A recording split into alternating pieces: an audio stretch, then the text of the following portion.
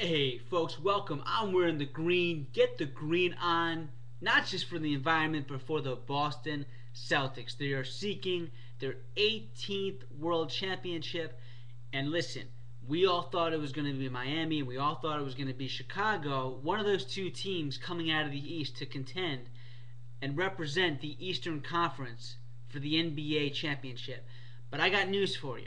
Watching these Boston Celtics go 9-2 in their past 11 games, watching them go 19-7 since the All-Star break, and watching a rejuvenated Kevin Garnett, a guy in his 17th year who's looking like he's 17 years old. This guy is averaging 16 points per game, and he's averaging more than 8 boards per contest. He is outperforming and outplaying the one true power forward in the Eastern Conference that was selected to the All-Star game this season. That, of course, being Chris Bosh, as some people would like to call him, the third banana on the Miami Heat. What Kevin Garnett is doing this year is incredible, considering the fact that he's outplaying what he did last year and the year before that. Folks, at this point of his career, in your 17th season, your numbers are not supposed to be getting better. They're supposed to be dwindling. And the fact that Kevin Garnett is putting up numbers that are all-star caliber, and the fact that he went 11 for 14 against the Miami Heat, at Miami's place nonetheless, tells you all you need to know about how much gas this guy has left in the tank, how much tread he's got left in the tires, and how much juice he's got in his mixer. Because I'll tell you what, Kevin Garnett is here to stay. He's not retiring. He wants a second title. I think he could possibly get it the way he's been balling these past couple of months. This guy can knock down an 18 to 20 foot jump shot with the best of them. He passes for big men with the best of them, averaging more than 3 assists per contest. I mean, that's unheard of for a guy 6'11", 7 feet to be pulling as many boards as he has and to be scoring at the consistent rate that he has, to be dishing out assists like he's a point forward. Remember something. The thing that separates him from Shaq, when Shaq was putting up those types of numbers late in his career, was Garnett was a much more adept passer. Not to say Shaq didn't have that ability, but Garnett is such a selfless player, and he reads over the double team so well, that this guy is averaging more than 3 assists per game. That's very impressive. When we talk about the 3 locks of power forwards to be first ballot Hall of Famers, Dirk Nowitzki's in his 14th season. Tim Duncan is in his 15th season. But Dirk Nowitzki numbers are going down. Tim Duncan's numbers are going south. Kevin Garnett is the polar opposite of each player when it comes to his progressive numbers, steadily increasing, while the other two guys are doing the typical route in an NBA career. You go up, up, up, up, up, and then you go a little bit down, because that is the nature of being great. You hit your crescendo, and you're supposed to have your numbers dwindle. But Garnett has shown the incredible heart, the incredible intensity, and the passion that is so glaringly apparent every time you watch this guy put that green jersey on. And we haven't even talked about the impact that Rajon Rondo has on that Boston Celtics squad. I mean, 19 games with at least 10 assists or more. 19 straight games? Are you kidding me? This guy is outplaying any point guard when it comes to being able to know your system and know who to get the ball to. And the fact that he has a league-leading 6 triple-doubles this year, I mean, this guy is a general. I mean, we overuse that term way too much in basketball. You know, they're a floor general.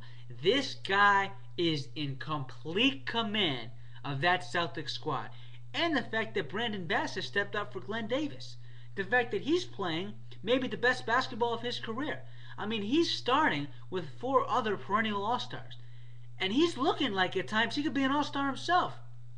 Again, folks, this is a very exciting time for the Boston Celtics fans. The fact that they have a very commanding lead of that Atlantic Division, the fact that they could go as high as a number 3 seed for the Eastern Conference playoffs, and the fact that, again, it was 2 months ago when most people were saying, we don't know what the Celtics are. We don't know if they're going to be in the playoffs at this point.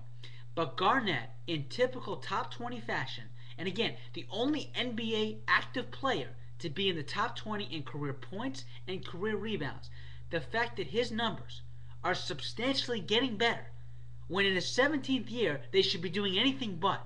The fact that Ray Allen shows no signs of slowing down, and the fact that Paul Pierce is playing like the truth.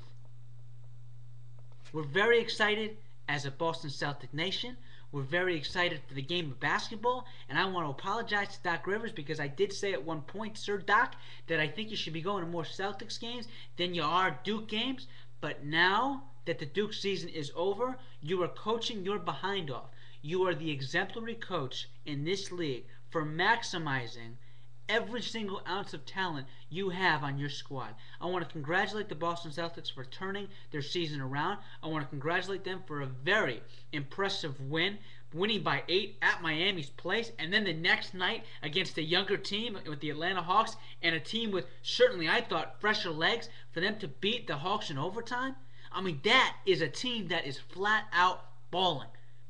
Kevin Garnett can flat out get it done. Nothing is stopping this guy. He's got the ability to step out from 18 to 20 feet and knock down that jumper on a very consistent basis, and the fact that he's also using his passing ability out of the post.